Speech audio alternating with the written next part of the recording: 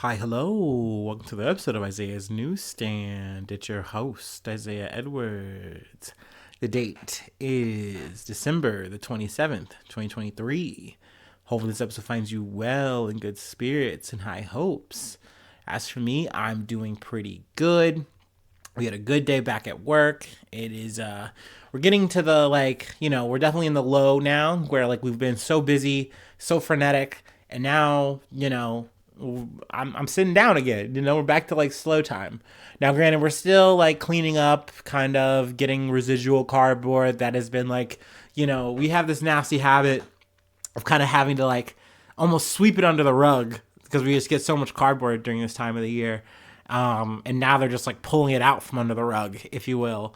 So, that's kind of the only frustrating thing that I've had to deal with today, which is not bad. Overall, I can take that in stride. Let's see here. Food corner from the other day was simply leftovers from the holiday. It was yummy. It was great, but now it's behind me. Let me see here. There's really nothing else on the personal tip. I might get a little nostalgic, here and there throughout the week. Also, I guess I kind of want to add this at the top. I might wind up taking off anywhere between now and next week. I might just be taking some time off podcasting wise. I don't know. Not too long of a hiatus, but I can definitely kind of feel the news well kind of how do you say, drying up.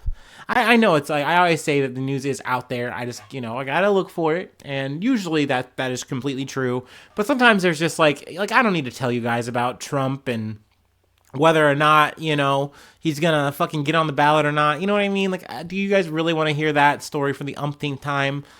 Michigan said, hey, he's good on the ballot. He's good on our ballot, brother. I just don't want to bring you kind of rewindy, nothing burger type conversations. At least it feels like that to me. So yeah, I might just take a couple days, just kick my feet up and not give a shit. But we'll see. I mean, I came in with that mentality at the top of this episode, and then I found what I was looking for. I found some good news to talk about. So, hopefully I can just keep rattling them off. But if not, then I'm good. I'm chilling. I didn't die yet. Hopefully. Knock on wood.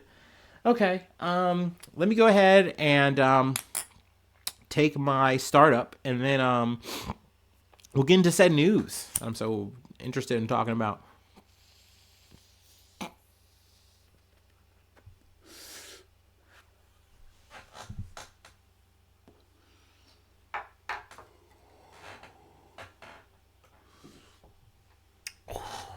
Ooh-wee.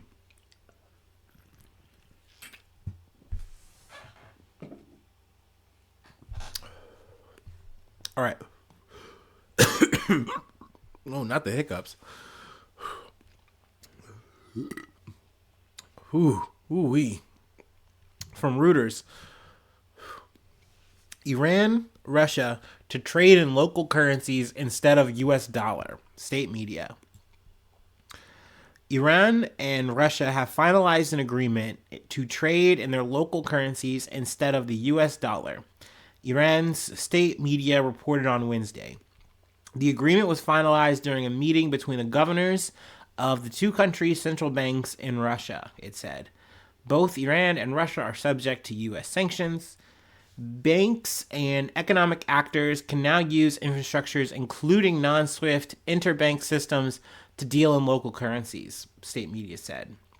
This is something I find interesting just because we are always in this nexus of so many countries lean on the US dollar, and then there's also another subset of countries that go, yeah, we have to lean on this fucking thing, but man, I really wish we didn't have to. And, when times like this happen where you're okay, I guess we're probably going to be number one to, the US of fucking A, maybe we should just fucking get off of that. Especially if you are dealing with me and I am dealing with you, then let's just trade in our own fucking currencies or whatever. You know what I mean? Let's just keep it local yokel. Obviously another currency is, the gold standard, doing that. Just saying fuck it all and just go back to that metric. I do get it, definitely looking at it, from a bird's eye view. it's kind of crazy that one country's financial success or failure is what you're hinging your whole economy on. It's kind of wild. It's kind of crazy. Especially when there's times where you look at other currencies, like what is it? Isn't the pound like more? That's always bugged me. Maybe it's because I'm an American and I have beef with that. But it's like, well, how come our shit is not better? Because we're fucking. I mean, I hate to say it, we're better, bro. Like what the fuck? No, I don't know. I just find that weird, but I also get how people find it weird that like once again we're basing shit on the fucking goddamn USD. But yet we got goddamn Javier Milei saying like, goddamn it, bitch, it's better than the goddamn peso. At least the Argentinian peso, you know? So, I found this interesting, so I figured, hey, we'll go ahead and throw that on the board, talk about that. Let's see, from Al Jazeera. Workers protest in Indonesia after blast at Chinese-funded nickel plant. Now, this is when I was kind of bummed. I found this on like a random like side ticker while I was like scrolling through Reuters. Excuse me. I'm like, why wasn't this on my main like news feed? Like, why did I have to go hunting for this kind of fucking story? But I don't know. It just really is the kind of thing that happens with like the holidays, especially at the end of the year. Like, I've heard people say this, that like the news just slows up, but it's like, it really fucking does. And I'm like, that's just so weird because we live in a society that's so plugged in that like you don't have to wait for your fucking local paper to come to figure out what the fuck is happening today and yesterday. You know what I mean? Like, you have the news at your fingertips that should just be there. So anything and everything that's happening, we should just know. I don't know. Maybe that's like a first world thought or something, and maybe I'm I got a slimmer roll, but I get disgruntled when I'm not like when the font is running dry. I don't know. It bugs me. But let's get back to it. I'm sorry. Hundreds of Indonesian workers have protested for better work safety standards following an explosion at a Chinese-funded nickel processing plant that killed 18 people and injured dozens more. Around 300 workers joined Wednesday's rally, said chairman of Serikat Pekerja, Indonesia Satchera, or SPIS, Workers Union. Katsing, who goes by only one name like many Indonesians. Our main demand is for companies to comply with the occupational health and safety law, he told the Reuters news agency, threatening to stage a strike if the demand was not met within 3 days. The blast at Morowali Industrial Park on Sulawesi Island took place early on Sunday while workers were conducting furnace repairs. 10 Indonesian and 8 Chinese workers were killed. The protesting workers gave a list of 23 demands to management, according to a letter sent to police by unions representing the workers. The demands included that smelters be better maintained, health clinics be improved to deal with emergencies, and Chinese workers be required to learn the Indonesian language. Sulawesi is a hub for the mineral-rich country's production of nickel, a base metal used in the electric vehicle batteries and stainless steel. And China's growing investment in the sector has stoked unrest over pay and working conditions. One thing I feel like if I can find it, hold on. Let me see here. No production is worth a life. I did like this quote because I feel like that's so important to say. Because bigwigs, shareholders, and even sometimes, sadly, the customers can get so caught up in like, hey, I want this product. We need this thing done. The people need blah, blah, blah. But you have to understand it takes people to make this fucking thing happen. And at the end of the day, people are important. They are the core thing. And if you are neglecting the people who are making the thing happen, that's fucked up. That's fucking monstrous. And you can't do that. The protesters shouted this through loudspeakers on Wednesday. The company had done what the protesters, demanded 2 days ago, Deddy told the AFP news agency, without specifying which demands had been met. We hope that this demonstration will not continue, after they hear our explanation. So yeah, essentially after they hear what we have to say, they should just understand and that, we'll be good to go. And, we'll fix these fucking problems. Now, let me get to the quote that I really wanted to do. It really, I don't know, it fucked with me. The family is grieving. He was the breadwinner, as it was the Muhammad Tawfiq, who is a 40-year-old welder who has left behind a wife and 2 children. His cousin, Parlin Hadiyat, told AFP, adding that the company had given the family compensation of 600 million rupiah, or $30,625 after the accident. So think about that. That's like maybe if you're lucky, like 1 year's salary. But that's what they're saying that this person's life was worth. The entirety of their life. The person who was providing for his whole family, and now that person's gone, there's a whole vacuum that cannot be filled here. And you're saying, well, here's like an average like American person's wages or something like that. Like do with that or something. Now, I mean, that's a substantial amount of money to a point, but like it's not enough. There's no way that that's actually like compensation when you really truly look at it. And that really fucking bothers me. Like that kind of goes to show that it's like you see that this is a thing and it's almost like it's breakage to you. Like, yeah, we have this explosion, but nickel's got to get nickeled, shit's got to get pressed, whatever, and you're just kind of brushing it off. Like these people are worth more than that. So I'm happy to see people protesting, and I hope that their demands are met and continue to be met, because that's important. Once again, a life is fucking precious and it should be treated as such. It shouldn't just be, like I said, like a meager annual wage and we call it a fucking life. Like fuck that. Fuck out of here with that. Let's move on to the next beat. Let's take it to the States. Let's go to California. From KTLA articles. I also got it from Yahoo News. California Pizza Hut operators laying off all delivery drivers. 2 large Pizza Hut operators in California are laying off all their delivery drivers ahead of a new state law that raises the minimum wage for fast food workers to $20 an hour. Business Insider reports.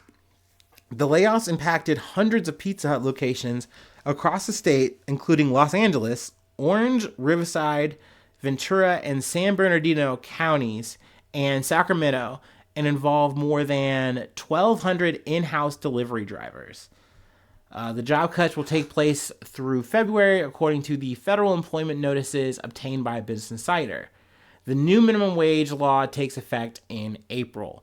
Now, this is kind of like I was kind of glad to find the story, because it just like a jigsaw puzzle, just connect with what we just fucking talked about. How I was so happy to see that, like, hey, we're giving a fucking little bit more crumbs to the fucking poors, and like, hey, maybe we'll get a little bit more money that we're fucking owed and deserved to, I don't know, offset this fucking hellish fucking lifestyle that we have to try to maintain that we can barely afford.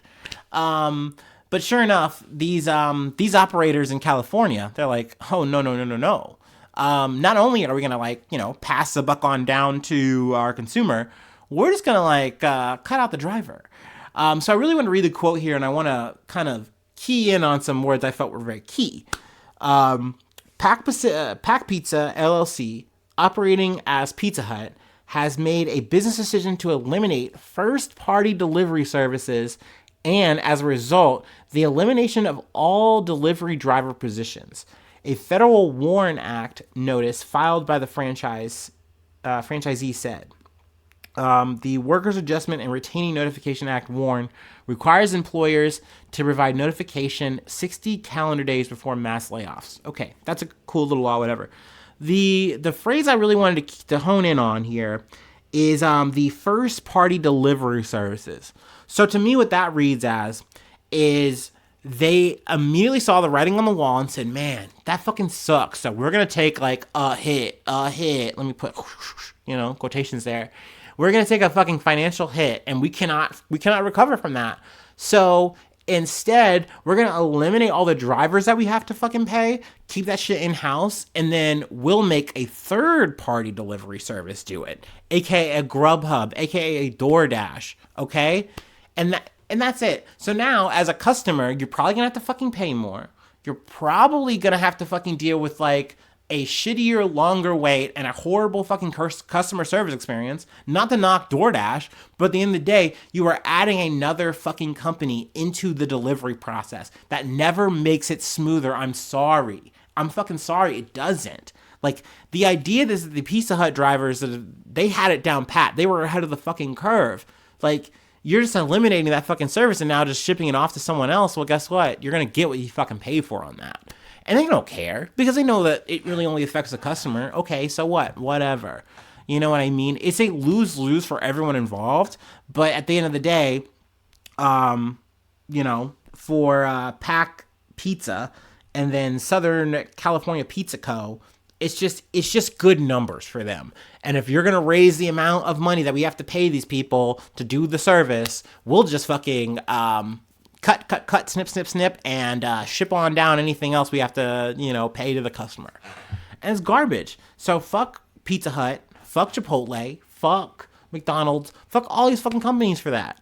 Period. Like, you know what I mean? Whether you have delivery drivers, whether you're just doing the whole, I'm so sorry, Mr. Customer, Miss Customer. We just have to, we have to pay our workers, and it's just so hard to do that. Even though our numbers are always good, like, we have to do this. I'm so sorry. So your Big Mackey, it's just gonna be a little bit more. Sorry.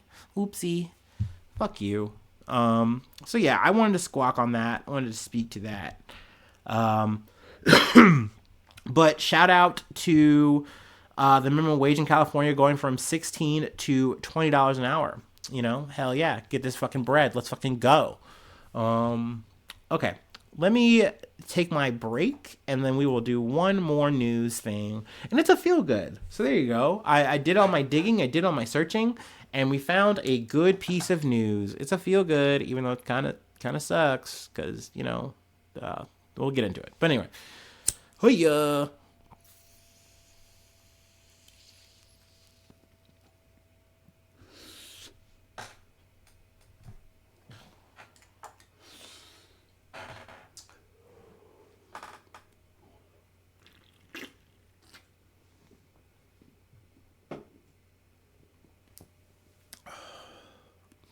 Ooh-wee.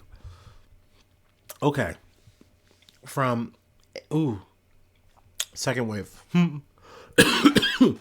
ABC 7. Eyewitness News.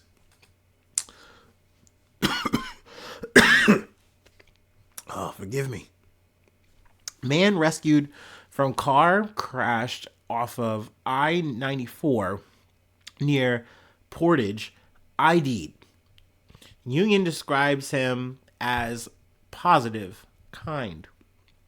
Jeez, Pete's. I'm sorry. The man who has been trapped in his crash truck for several days and was rescued after fishermen found the wreck under an Interstate 94 overpass Tuesday afternoon has been identified and is being described as a positive, kind, and energetic person by his union. Matt R. Reum, 27, is recovering. A spokesman for Boilermakers Local 374 and Indiana State Police said on Wednesday. The union spokesperson said they spoke with him Tuesday night. We are thankful Matt is alive and grateful for the men who found him. Matt's strong will and toughness speak volumes through this ordeal. Reum had to have part of his leg amputated due to his injuries and remains in the intensive care unit. So that's like the bad news. Obviously, going through this kind of situation. I don't know exactly how he wound up in this under this overpass in this kind of bad of a way, but because of like the location, he was hard to reach and hard to see, and due to his injury, I think he was like stuck. He couldn't like leave. Like he couldn't like just get out of his car and go. And, being stuck there for several days, he literally had to sustain himself off of rainwater.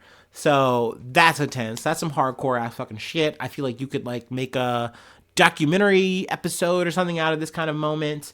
But let's see. Mike Ortiz spoke to him. He's like a fellow guy in his union. Matthew is a great guy, always smiling, coming to work in a joyful mood. He's a hard worker, too. Great welder. there's not enough good things to say about the guy. So I mean that's high praise. Um, and it's good to see that, like, there's some solidarity here. Let me see here. There were the two Good Samaritans that found him. They were going fishing.